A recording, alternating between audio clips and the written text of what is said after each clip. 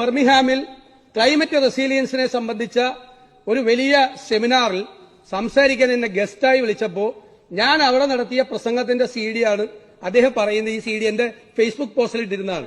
ഞാൻ വിദേശ രാജ്യത്ത് ഒരു സ്ഥലത്ത് പോയിട്ട് എന്റെ പുനർജനി പദ്ധതിക്ക് വേണ്ടി ഒരു രൂപ പോലും പിരിച്ചിട്ടില്ല. On the table, 10 people are there. You are helping 5 families. I am going to give 5 sewing machines to 5 families. They lost their sewing machine. When they get the sewing machine, they can start their life. Actually, you are helping around the table. You are helping 5 families.